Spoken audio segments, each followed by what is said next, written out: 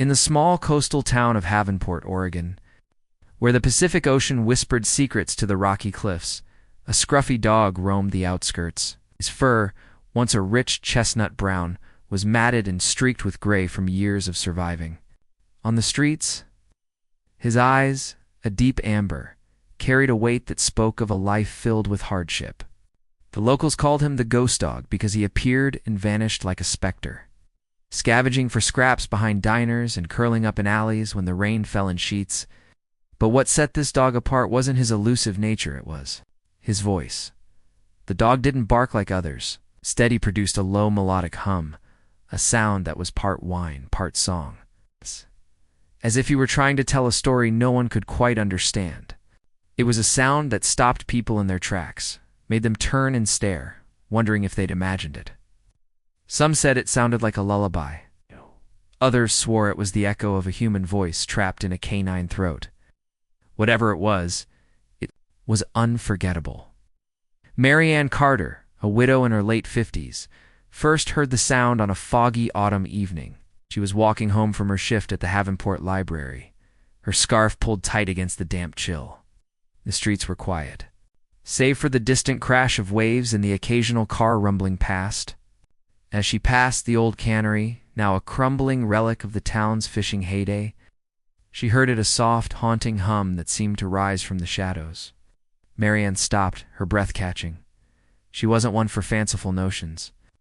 Life had taught her to be practical, grounded, but this sound was different. It wasn't just a dog's whine. It felt personal, like a plea directed at her. She scanned the darkness, her eyes landing on a pair of glowing amber eyes, peering from behind a rusted dumpster. The dog stepped forward, his movements cautious but deliberate. He was larger than she'd expected, with a broad chest and legs that hinted at a mix of shepherd and something sturdier, perhaps a mastiff. His fur was patchy, scars crisscrossing his flanks like a map of battles fought and survived. "Hello there," Mary Ann said softly, crouching to seem less threatening. The dog tilted his head, his ears twitching, and let out another hum. This time, it was clearer, almost like a word, home. Mary Ann blinked, her heart skipping a beat. She shook her head, dismissing the thought. Dogs didn't speak.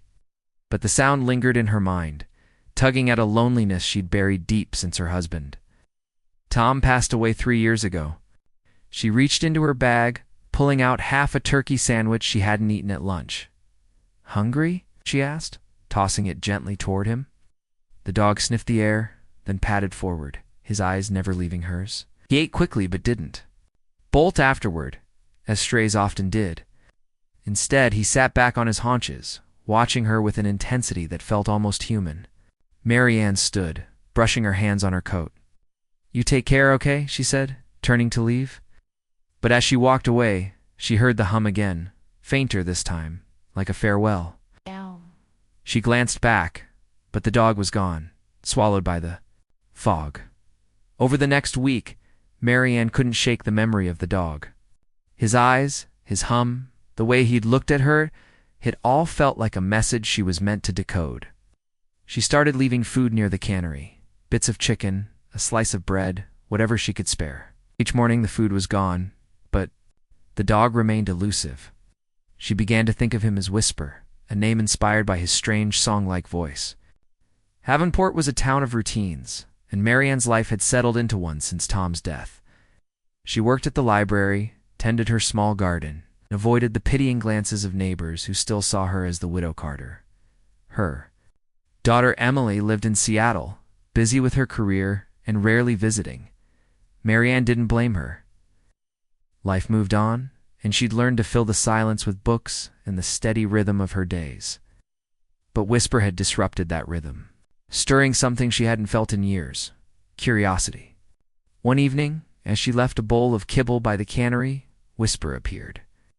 He was limping slightly, favoring his left front leg, and his fur looked duller than before. Mary Ann's heart sank. "Oh, you poor thing," she murmured, kneeling a safe distance away.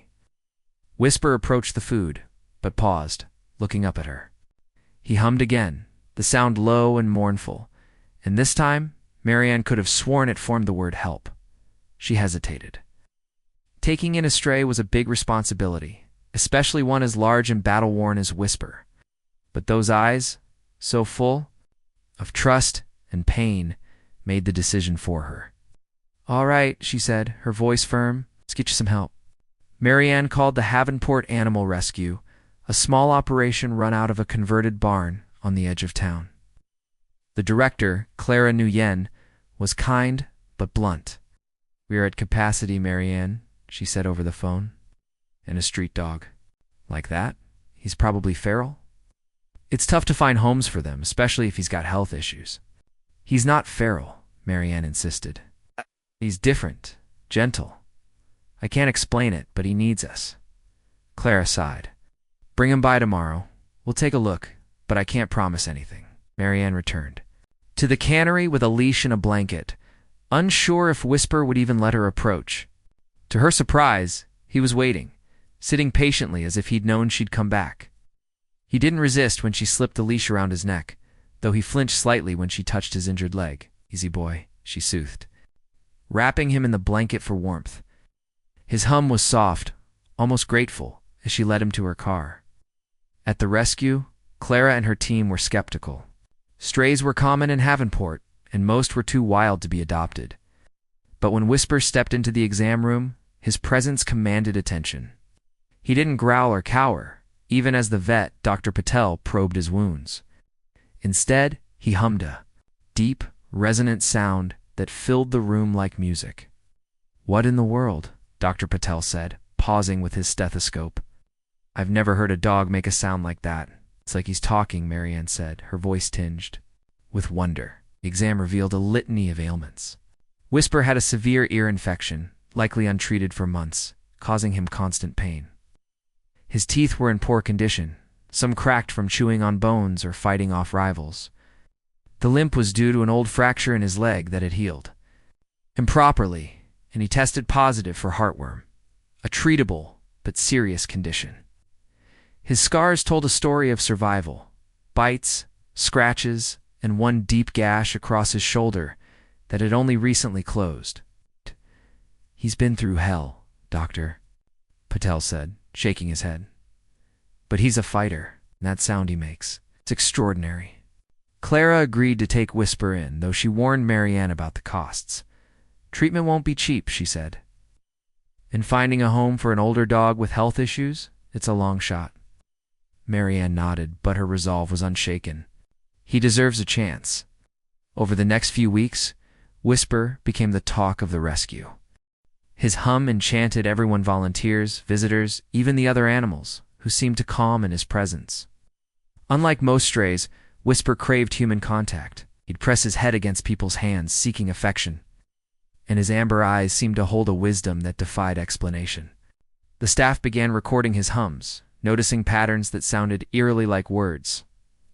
"Hello, please, love." It was as if Whisper had learned to mimic human speech, not perfectly, but enough to make people wonder.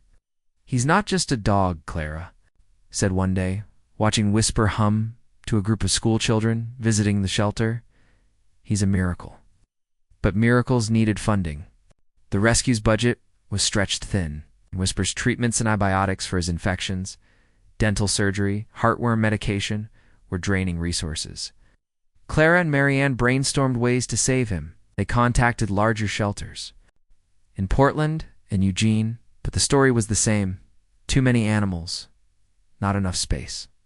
Adoption seemed unlikely. Most people wanted puppies, not a scarred, middle-aged dog with medical needs. Then one afternoon, something extraordinary happened. A volunteer, Sarah, was cleaning Whisper's kennel when he hummed again, louder and clearer than ever. The sound formed a phrase: "Thank you." Sarah froze, her mop clattering to the floor. "Did you hear that?" she asked Clara, who was nearby. Clara nodded, wide-eyed. "We need to get this on video." They recorded Whisper interacting with the staff, capturing his hums and the almost words they formed. The videos were uploaded to the rescue's social media, and within days they went viral. People across Oregon and soon the country were captivated by the talking dog of Havenport. Comments poured in. He's saying, "I love you. This dog has a soul. Please find him a home." Among the viewers was Ellen Harper, a retired music teacher living alone in a cottage just outside Havenport. Ellen had always loved animals, but after losing her golden retriever, Max, to cancer a year earlier, she'd vowed not to get another pet. The pain of loss was too great. But Whisper's videos changed everything. His hums reminded her of the songs she used to teach her students, full of emotion and yearning.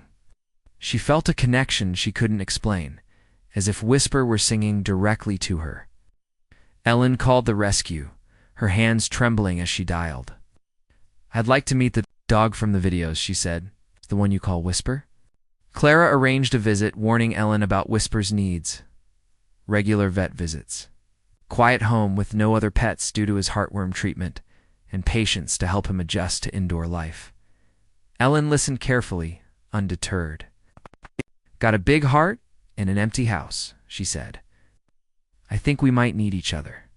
When Ellen arrived at the rescue, Whisper was resting in his kennel, his head on his paws. He looked up as she approached, his amber eyes locking onto hers. He hummed softly, a sound that seemed to say hello. Ellen knelt beside him, her throat tightening. "Oh, you're even more special in person," she whispered. Whisper stood, limping slightly, and pressed his head against her hand. His hum grew louder, vibrating through her palm.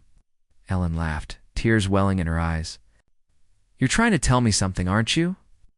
Marianne, who had come to check on Whisper, watched the scene with a smile. "He likes you," she said. "He doesn't do that with just anyone." Ellen spent an hour with Whisper, learning his quirks, how he loved having his ears scratched, how he'd roll onto his back for belly rubs, how his hums changed depending on his mood. She asked questions about his care, taking notes on her phone. By the time she left, she knew she couldn't walk away. "I want to adopt him," she told Clara. "I know it won't be easy, but I'm ready." The adoption process was swift. Ellen prepared her cottage, buying a plush dog bed, toys, and a special diet recommended by Dr. Patel. She cleared her schedule to be home with Whisper, knowing he'd need time to adjust. When the day came to bring him home, Marianne and Clara accompanied her, carrying Whisper's blanket and a bag of his medications. Whisper stepped into the cottage cautiously, his nose twitching as he explored. The living room was warm, with sunlight streaming through large windows overlooking the ocean. Ellen had set up his bed near the fireplace, and Whisper circled it before lying down with a contented sigh. He hummed, the sound soft and melodic like a welcome. "He's all ready." "Making himself at home," Marianne said, her voice thick with emotion. Over the next few weeks, Whisper transformed Ellen's life. He followed her everywhere, his hums filling the cottage with music. In the mornings, he'd sit by the window, watching the waves, and hum what Ellen swore was good morning. At night, he'd curl up beside her on the couch, his warmth easing the ache of her solitude. She began singing to him old folk songs she hadn't sung since her teaching days. And Whisper would hum along, their voices blending in a duet that felt like magic. The town embraced Whisper's story. Locals stopped by to meet the famous talking dog, bringing treats and toys. The rescue used his fame to raise funds, ensuring other animals could get the care they needed. Marianne visited often, marveling at how Whisper had changed from a ghostly stray to a beloved companion. One spring day, Ellen organized a small gathering at the community center to celebrate Whisper's journey. She invited Marianne, Clara, the rescue staff, and townsfolk who'd followed his story. Whisper, now healthier and stronger, greeted everyone with his hums, his fur gleaming in the sunlight. Ellen stood before the crowd, Whisper at her side. "This dog didn't just find a home," she said, her voice steady. "He gave me a reason to sing again. He reminded me that love can find you when you least expect it, no matter how many scars you carry." As she spoke, Whisper hummed, the sound rising like a hymn. The audience was silent, captivated. Some swore they heard words, "Thank you, love, home." Others simply felt the emotion, a connection that transcended language. Marianne wiped tears from her eyes, remembering the night she'd first heard Whisper's hum. Clara squeezed her hand, grateful they'd taken a chance on a dog no one else wanted. For Ellen, Whisper was more than a pet. He was a partner, a muse, a reminder that, even in a world full of loss, there was still room for miracles. As the gathering ended, Whisper lay at Ellen's feet, his amber eyes bright with contentment. He hummed softly, a sound that seemed to say, "I'm home." And in that moment, everyone knew he was right. Whisper lived out his days in Ellen's cottage, his hums a constant presence. He never stopped talking, and Ellen never stopped listening. When he passed years later, surrounded by love, the town mourned but celebrated his legacy. The rescue named a fund after him, ensuring other strays would get their chance at a miracle. Ellen kept singing, her voice stronger than ever. She knew. Whisper had given her more than companionship. He'd given her a song, one she'd carry forever. Thanks so much for listening. See you in the next video. Have a great day.